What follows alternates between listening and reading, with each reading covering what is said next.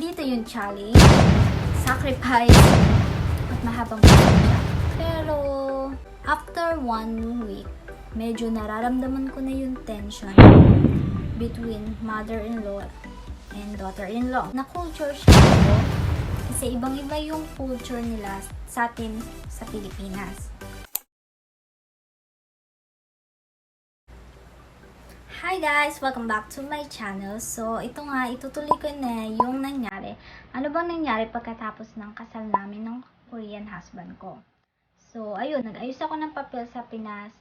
So, yung process ng pag-aayos ko, baka gawin ko siya ng separate video.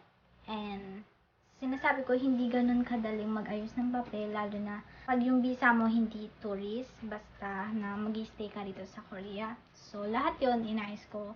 And then, start na tayo sa nakapunta ako dito sa Korea. So, tanda ko noon, bago ako pumunta rito, nag-search ako kung paano ko mapapaamo, paano ko magiging close yung biyanan ko. Kasi makakasama ko yung biyanan ko sa Korea.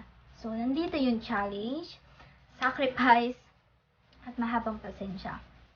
So, nung pagpunta ko rito, ayun, dinala agad ako ng asawa ko sa bahay nila, and dinner noon, gabi noon, niintay nila akong dumating para sabay-sabay kaming mag-dinner. So, yan, nung kumain kami, nandun yung pamangkin ng asawa ko, ang cute nila, mga Koreana. So, masaya naman, and then mababait naman sila. Pero after naming magkain, nagsuggest ako na ako nang maghugas ng pinggan kasi yun yung nabasa ko sa Google na para mapaamo yung biyanan mo para points agad. So, ayaw nila maghugas ako, pero mapilit ako, kaya ako na rin yung naghugas.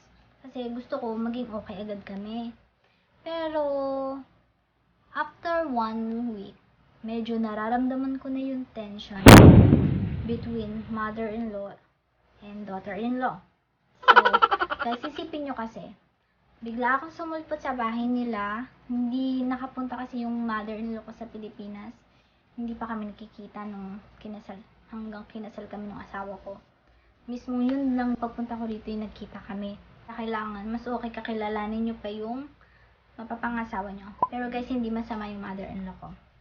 Medyo na-challenge lang ako ng una kasi dito dumating yung time na na-culture shock ako.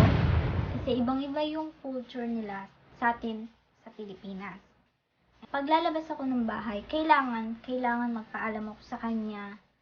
Kapag yung damit ko, gusto niya, kailangan Korean style or kailangan hindi maikse, yung mga ganon. Parang nahigpitan ako.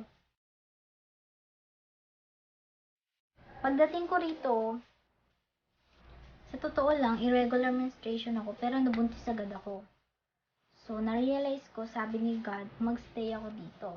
Pero nung nabuntis ako, inalagaan ako ng biyanan ko. Lahat ng gusto kong pagkain, binibigay niya. Tsaka yung asawa ko. So, hindi pa ako nakain that time ng Korean food, yung mga kimchi. Kasi iba talaga yung food nila eh. Kasi yung asawa ko, in 1 week, 4 to 5 times niya akong dinadala sa Philippine restaurant. And merong Pinay doon na nagsabi sa akin na mabait daw yung asawa ko kasi parang bibihira daw sa mga Koreano yung hinahayaan yung asawa niya na kumain sa Philippine restaurant. Kasi mostly mga Korean daw dito, mahihigpit, gusto nila matuto ka na agad sa style ng Korean. Nung nabuntis na ako, hindi ko na kaya yung mga pagkain nila, yung amoy ng pagkain nila. May ganun pala, akala ko kasi hindi totoo, hindi ako naniniwala noon.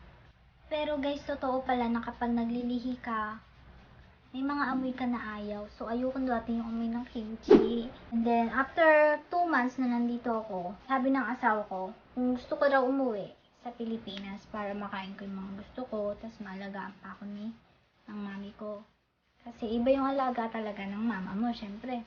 Kahit mabait yung biyanan mo, yung alaga pa rin ng mama mo yung hahanapin mo. Ayun, umuwi ako ng Pinas. So, dahil na-challenge nga ako sa mother-in-law ko, iba kasi yung culture nila, and ikaw ba naman yung papakailaman yung suot mo, tapos pag ayaw niyang lumabas ka, di ba, isipin mo yun. parang nasakal ako. Parang sabi ko, bakit ganun? Sa anak naman niya, hindi siya ganun. So, na-challenge talaga ako.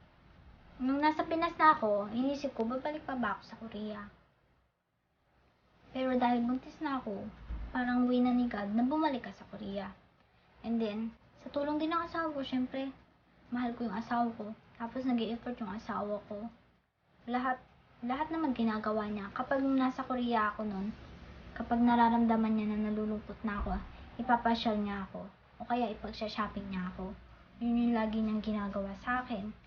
And hindi dahil naman na ini-spoil niya ako, kundi yun lang kasi yung naiisip niyang comfort. Wala naman kasi akong family rito and kaibigan pa that time. Pero meron akong pinsan dito, pero hindi naman namin sila kalapit. And ayun, bumalik ako sa Korea kasi namimiss ko yung asawa ko, mahal ko yung asawa ko. And sabi ko, kaya ko to, yung biyanan ko. Kaya ko to, pakikisamahan ko to hanggang sa huli. Yun ang sabi ko, pinasok ko to, mag-i-stay ako dito. Yun ang sabi ko sa sarili ko. Pero hindi ganun kadali. Hindi ganun, madali sabihin pero hindi ganun kadali. Kasi alam niyan ng mga nandito. And guys, hindi masama yung biyanan ko. Naintindihan ko siya kasi nung una, sino nga ba naman ako na bigla na lang tumating sa bahay niya. Nakasal na agad, diba? Naiintindihan ko siya and then first son yung asawa ko, kaya sobrang mahal ni Umoni yung anak niya. Pero guys, after 1 year na ganun yung naging sitwasyon ko, and then hindi ko naiintindihan yung salita niya kasi nga Korean, tas hindi ako ganun kagaling. Nag-aaral ako, naiintindihan ko lang yung basic, pero mabilis sila magsalita, hindi ko na sila mag-gets. So, may time na pag may bisita, nagkukwentuhan sila, tapos hindi ko maintindihan kung ako ba yung pinag-uusapan. Yung parang ramdam mo na ikaw yung pinag-uusapan, pero hindi mo maintindihan. Buntis na ako that time. Tiniis ko lahat kasi mahal ko yung asawa ko. Kaya sinasabi ko sa inyo, dapat mahal niyo yung asawa niyo kung gusto niyo mag-ibang bansa, mag-asawa ng ibang lahi para magstay kayo sa country nila. After 1 year, nakikita ko kung gaano siya ka-sincere na mami sa anak niya, pati sa akin na din. So, nakikita ko na pinoprotektahan niya ako. Nakikita ko na love niya na ako. Kasi gusto din nila mga Korean sa Korean eh. Iba kasi pag sa, ano kasi sila eh, pag ibang lahi medyo iba sa kanila. So, nung nakukuha ko na yung loob niya, na-realize ko, buti kinaya ko yung mga challenge niya. So, na-realize ko, lahat ng ginawa niya is challenge talaga. Hindi talaga ganun yung ugali niya. Nakita ko na ginawa niya yon kasi gusto niyang makasigurado na nasa magandang kamay, yung parang ganun pa, nasa magandang sitwasyon yung anak niya. Nasa magandang intensyon yung anak niya. And yung amo ni ko nung bago pa lang din ako dito, parang siya nga yung nag-asawa ko ba? Siya yung pinakikisamahan ko kasi yung asawa ko cool lang siya, bait siya, wala akong masabi na hindi maganda sa asawa ko. Kung tatanong nyo kung bakit hindi kami bumukod ng bahay, kasi tanda na yung mama ng asawa ko. Nakakonsensya ko na lang din kung iiwan namin. Oo, naisip ko mag-ilipat kami ng bahay kasi para tapos na yung may sa isip ko. Pero hindi pa rin namin yung ginawang mag-asawa kasi nga, nag-iisa na lang kasi siya, wala na yung asawa niya. Nakakaawa naman, di ba? Malaki naman yung bahay nila. Siya naman kami, up and down. And then, dito sa taas, ako yung position ko yung sa taas, sa baba ng bahay yung mama niya. So, nakakagalaw ako ng maluwag. So, ayun, after 1 year, yun nga, naging okay kami, and then, naging compatible kami sa isa't isa. And then, yung mga nakaraan na araw, ang nangyari nga, diba, about sa mother-in-law na yung nangyari. Kasi yung asawa ko, cool lang siya. So, yun sa asawa ko naman, sobrang bait niya. Alam ko na mahal niya ako. And then, nung buntis ako, inalagaan niya ako. Kapag may masakit sa akin, minamassage niya ako. And, super, sa ugali talagang 100% wala akong masasabi. And, lagi niya akong iniingatan dito sa Korea. Lagi niya akong pinoprotektahan. Tapos, halos lahat binibigay niya. Lahat ng kaya niya, ginagawa niya. Yun lang, medyo busy yung asawa ko sa trabaho. Kaya, pag nasa work siya talagang sobrang sobrang nalulungkot ako kasi wala pa kaming anak that time.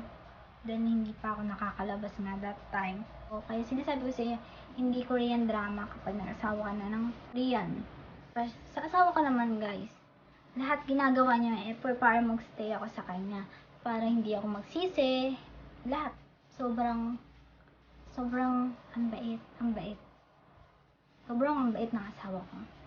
Never niya akong napagbuhatan ng kamay. Birthday ko, nag-gift siya. So, bonus na lang yun, yung mag-gift siya. Kasi, mas mahalaga talaga yung attitude ng tao. And, ayun, nung marami kaming mga memories, ayan, papakita ko sa inyo, yan, picture, yan, mga memories namin. And, mas naramdaman ko yung love niya nung malapit na kaming magkaroon ng baby. So, yung mga effort ng asawa ko, yun lagi yung tinitingnan ko. Kaya, yung nasa adjustment ako ng pagtira dito sa Korea is nakaya ko. Nung nagka-baby kami, dun lumabas yung totoong family dito sa Korea. So, sana abangan nyo, and sana makinig pa rin kayo. So, marami kayong mapupulot sa akin na aral. Marami akong experience na i-share sa inyo. Dahil palobat na yung cellphone ko, guys, medyo nag-iiba na. Yung battery niya talagang pamatay na to. So, kailangan ko nang mag-babay and itutuloy ko yung kwento ko. Hindi ko napapatagalin yung kwento ko sa mga susunod na upload. Sure ko na i-share ko sa inyo. So, guys, please don't forget to subscribe to my channel and hit the bell button. And bye for now. See you next time.